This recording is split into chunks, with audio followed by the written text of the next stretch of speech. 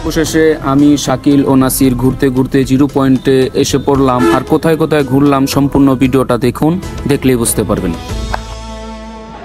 আলহামদুলিল্লাহ, হযরত শাহজালাল ইয়ামানি রহমতুল্লাহি আলাইহির মাজার সিলেটে আমরা 16 ডিসেম্বর আজকে আলহামদুলিল্লাহ জিয়ারত করলাম, ঘুরতে আসলাম। অনেক জায়গায় ঘুরবো, এখানে এই জায়গায় আমরা দেখেন মাশাআল্লাহ, এই জায়গায় অনেক সুন্দর সুন্দর কবুতর আছে। দেখেন ওই জায়গায় কবুতরগুলো দেখেন। কবুতরের দৃশ্যগুলো দেখতে দেখতেই আমরা মাজার থেকে বের হয়ে শাহপুরান রহমতুল্লাহি আলাইহির মাজারের দিকে রওনা হচ্ছি। শাহজালাল রহমতুল্লাহি আলাইহির মাজার থেকে কিছু দূরেই শাহপুরান রহমতুল্লাহি আলাইহির মাজার। অবশেষে আমরা মাজারে এসে পড়লাম। আলহামদুলিল্লাহ, শাহজালাল রহমতুল্লাহ আলাইহির মাজার জিয়ারত করে এখন আমরা আসলাম হযরত শাহপুরান রহমতুল্লাহ আলাইহির মাজার। ওই যে দেখেন উপরে তার মাজারটা আছে। ওইখানে আপনারা যারা জিয়ারত করেন অবশ্যই জিয়ারত করবেন। উলামায়ে কেরাম তাদের থেকে শিখবেন কিভাবে জিয়ারত করতে হয়, তাদের থেকে জেনে অবশ্যই জিয়ারতটা করবেন। জিয়ারত করা ভালো, সওয়াবের কাজ। মাশাআল্লাহ, খুব সুন্দর একটি মুহূর্ত দেখতে পেলাম। জমিয়ত উলামায়ে ইসলাম বাংলাদেশের একটি শাখা ছাত্র জমিয়তের ভাইরা বিজয় দিবস উপলক্ষে রাস্তায় মিছিল করতেছিল। দেখতে খুব ভালোই লাগতেছিল, তাদের সাথে কথাও বললাম। দেখতে দেখতে আমাদের সময় শেষ, আমরা এখন জাফলনের উদ্দেশ্যে রওনা হচ্ছি। সুবহানাল্লাহ, কত সুন্দর জিরো পয়েন্টের পাহাড়গুলো আমরা দেখতে পাচ্ছি।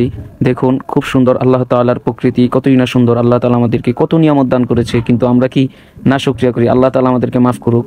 আল্লাহ সুবহানাহু ওয়া তাআলা বলেন, যে বান্দা আমার নিয়ামত পেয়ে নিয়ামতের শুকরিয়া আদায় করে আমি তার নিয়ামতকে বাড়িয়ে দেব। সুবহানাল্লাহ। আর যে বান্দা নিয়ামত পেয়ে নিয়ামতের শুকরিয়া আদায় করলো না, আল্লাহ তাআলা বলেন আমার আযাব বড়ই কঠিন। ভিডিওটি যে চোখগুলো দিয়ে দেখতেছেন এইগুলো আল্লাহ তাআলার নিয়ামত, এবং যেই কান দিয়ে এই কথাগুলো শুনতেছেন এটাও কিন্তু আল্লাহ তাআলার অনেক বড় নিয়ামত। যার কান নেই সে বুঝে কানের কি মর্ম, আর যার চোখ নেই সে বুঝে এই চোখের কি মর্ম।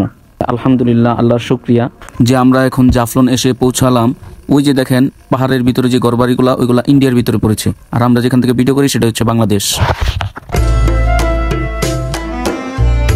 এইখানে যে পরিমাণ রোদ উঠেছে তার চেয়ে বেশি ঠান্ডা পানি বরফ হয়ে আছে। এখানে প্রায় 1 ঘন্টা আমরা গোসল করেছি।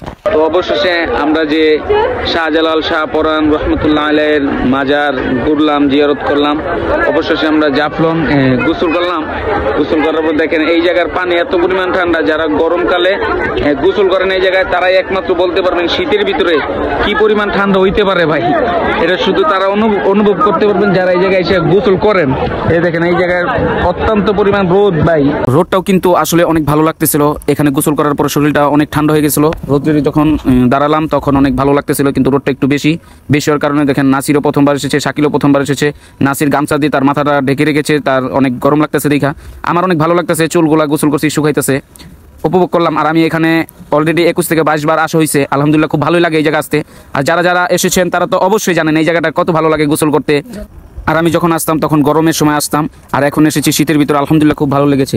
আর এই ভিডিওটা সম্পূর্ণ যারা দেখেছেন ভিডিওটা কেমন হয়েছে অবশ্যই কমেন্ট বক্সে বলবেন। আর আমার কোনো ভুল হলে আমাকে ক্ষমা করবেন।